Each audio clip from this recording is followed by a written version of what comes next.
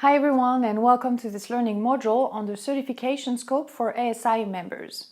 In this video, we will start by defining the certification scope. We will see how and where to fill it in the ASI assurance platform, Elemental. We'll list in detail what should be included in it, and we will finish by explaining how to expand your certification scope in the future. When you're done watching this video, you can download the fact sheet that summarizes the most important information. The certification scope is defined by the member and sets out which parts of its business, products, and/or facilities will be covered by the ASI certification. The member then shares this and other information with its auditor via Elemental, who will review it and develop an audit plan accordingly. The certification scope description is also published on the ASI certificate, so it communicates the ASI certification to external stakeholders. Each member's certification scope will be different, reflecting their different sizes and activities, the applicable ASI standard, and their certification objectives. Let's start with some guidelines on how to define your certification scope. The certification scope must be defined in Elemental during your self-assessment, the first step of the certification process. Click on Initiate New Self-Assessment to enter the information. This must be filled in English because it will appear on the ASI certificate, which is published in English. The conformance and objective evidence entered for each criteria in the self-assessment can be completed in a different language as long as your auditor speaks this language. You can edit the information afterwards under Self-Assessments, Edit Self-Assessment Details. Let's have a look at all the information you must include in your self-assessment details for the initial certification. Please note that among this information, the entity name, the supply chain activities, and the certification scope description will be published on the certificate. The standard you are seeking certification against, performance or chain of custody, and its version, the contact person for this self-assessment within the company, the assessment name. This field is especially useful for you to easily recognize it when you conduct several certifications, for example. Let's say your company, Super Aluminium, has facilities in Canada and in Iceland, and you seek certification for all your facilities located in Iceland. You could name your assessment Super Aluminium Iceland. The description of self-assessment internal reference. This field allows you to describe your certification scope for your own reference and to share with your auditor. The approach chosen. 3 are possible: the business, the facility, or the product program approach.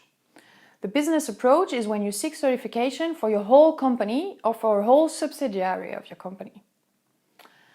To take our previous example, this approach would be chosen if Super Aluminium certifies all its activities in both Canada and Iceland at the same time.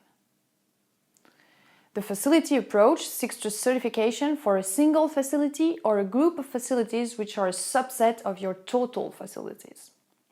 Super Aluminium would here seek certification for 1 or 2 of its facilities in Canada, for example. And the product program approach seeks certification for a single identifiable product or program or a group of products or program. Super Aluminium has 2 main customer sectors, the aircraft industry and the automotive industry. The company can choose a product approach and certify some or all of its production activities for one of these sections. You must also define all the physical sites to be included in the certification scope. These are referred to as business, facility, or product programs. Clicking on a field displays a drop-down list of all previously defined business, facility, or product programs to select from. To add an additional one, please click on the Add button and enter the information for each physical site. Give a name to the facility, reference its location, the address, city, town, and country, and this must be filled in with Latin script, the number of total employees and women employees. The supply chain activities. By clicking on a field, a drop-down list of all the aluminium supply chain activities will be displayed, and you must choose all those that are included in your certification scope. The entity name for the certificate. This is different from the first field, assessment name, because this one is not for internal purpose, but to be published on the ASI certificate if and when the certification is issued. An entity is defined as a business or similar under the control of an ASI member.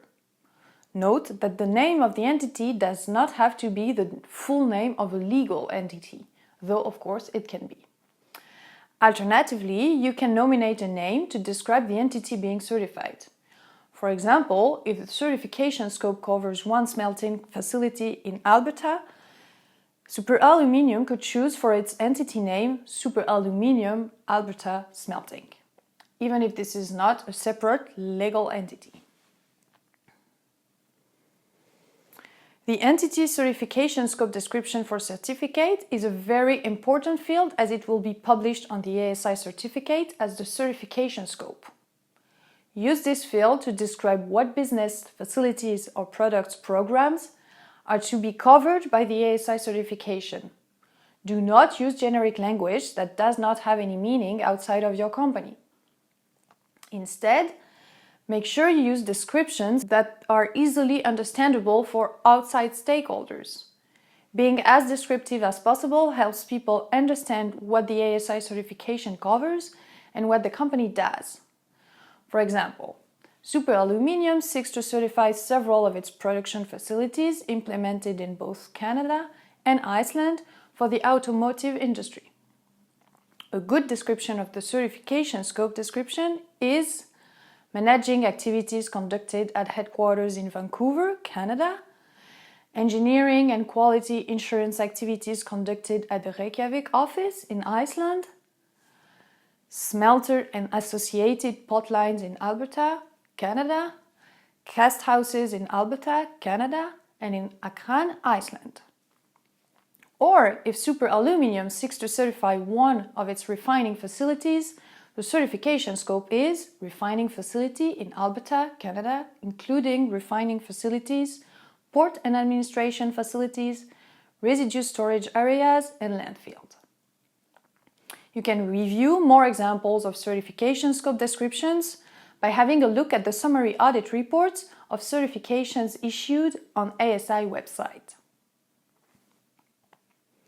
Select all the recognized external initiatives and certification schemes that you have already achieved certification against for your certification scope. Expected changes. Tick this box if you expect important changes in your certification scope during the certification period, which is usually 3 years.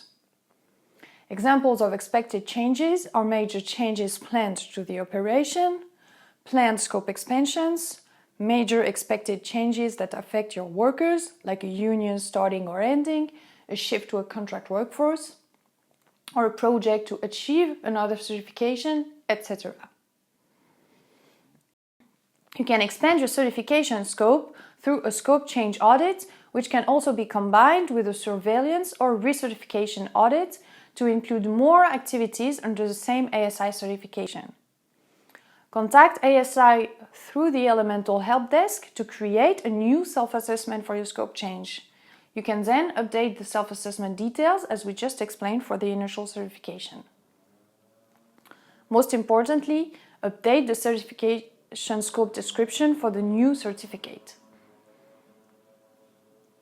Thank you very much for your attention, and we hope this helped you in defining your certification scope.